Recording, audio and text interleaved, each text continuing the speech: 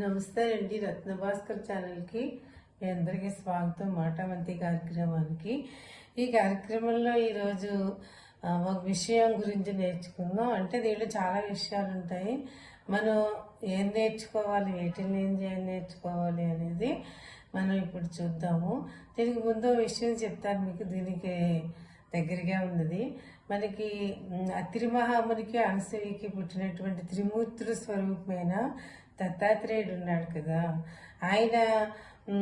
ఆయనకి ఒకసారి ఎవరో అడిగారు, మీకు గురువు ఎవరండి అని అడిగితే, నాకు గురువు ఎవరు లేదు, నాకు గురువు ఎవరి దగ్గర నేను ఏమీ నేర్చుకోలేదు అని చెప్తే, అదేంటి రాముడికి గురువు ఉన్నాడు, కృష్ణుడికి గురువు ఉన్నారు, మీకు గురువు లేకపోవడం ఏంటండి చెప్పండి అంటే, అప్పుడు ఆయన చెప్పారట, ఎవరంటే నాకు 25 మంది గురువులు ఉన్నారు, దానిలో 24 మంది గురువులకి నేను నమస్కరించగలను, 25వ గురువుకి నేను నమస్కరించలేనంటే, అసలు గురువే లేరన్నారు, ఇదేంటి 25 మంది ఏంటి, ఎవరు వాళ్ళంటే అప్పుడు చెప్పాడట, ఏమనంటే ఈ ప్రకృతి అంతా నాకు గురువే అని. ప్రకృతిలో ఉన్న మొత్తం ప్రతి వస్తువు, అది జడ పదార్థమైన ప్రాణం ఉన్నా లేకపోయినా ఏదైనా కానీ నేను దాని నుంచి నేర్చుకున్నాను. ఇది కుక్క, నక్క, ఇలాగా భూమి, సూర్యుడు, తర్వాత ఏమో చంద్రుడు, గాలి, నిప్పు, నీరు, ఇలాగనమాట. ప్రతి దాని నుంచి నేను నేర్చుకున్నాను ప్రకృతిలోనూ. అందుకని చెప్పేసి నాకు వీళ్ళందరూ కలిపి 24 మంది ఉన్నారు. ఇంక 25వది ఏంటంటే నా శరీరానికి నా శరీరం అంతే ఇదే కదా, నమస్కరించుకోవడానికి కూడా దానికి నేను నమస్కరించుకోలేను. కాబట్టి ఈ శరీరాన్ని జాగ్రత్తగా కాపాడకుండానే మనం మంచి కార్యాలు అన్నీ చేయగలము, దీన్ని జాగ్రత్తగా ఉపయోగించుకోవాలి అని చెప్పారట. ఆయన చెప్పినటువంటి ప్రకృతిలో వస్తువుల్ని దాని నుంచి ఏం నేర్చుకోవాలో మనం ఇప్పుడు చూద్దాం. చిన్న కవిత అన్నమాట ఇది. నేర్చుకో అనే కవిత.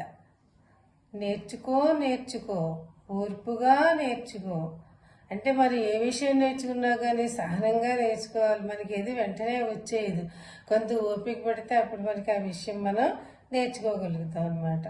నేర్చుకో ఓర్పుగా నేర్చుకో. చిలకని చూసి పలుకు నేర్చుకో, కోయిలను చూసి పాట నేర్చుకో, నెమలిని చూసి నాట్యం నేర్చుకో.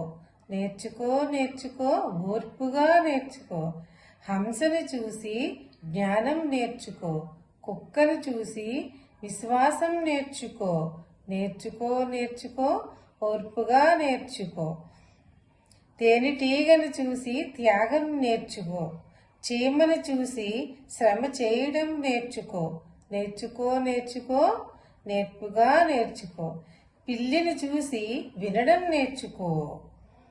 తర్వాత చెట్టును చూసి పరోపకారం నేర్చుకో. నేర్చుకో ఓర్పుగా నేర్చుకో. కాకిని చూసి ఐకమత్యం నేర్చుకో. దీపాన్ని చూసి వెలుగు పంచడం నేర్చుకో. నేర్చుకో ఓర్పుగా నేర్చుకో. నేర్చుకో ఓర్పుగా నేర్చుకో.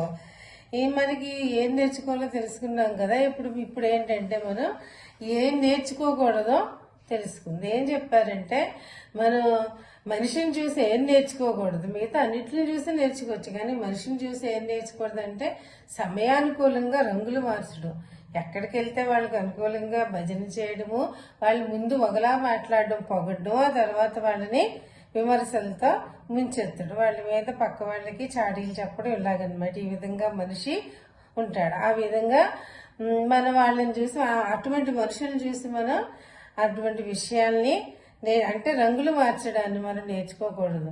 ఈ తొండ ఊసరవిల్లు అవుతుంది కదా, తొండ ముదిరి ఊసరవిల్లు అయిందంటే ఊసరవిల్లు రంగులు మార్చుతుంది అంటారు. అంటే ఎందుకంటే అది దాని ప్రాణరక్షణకి మాత్రమే రంగులు మారుస్తుంది.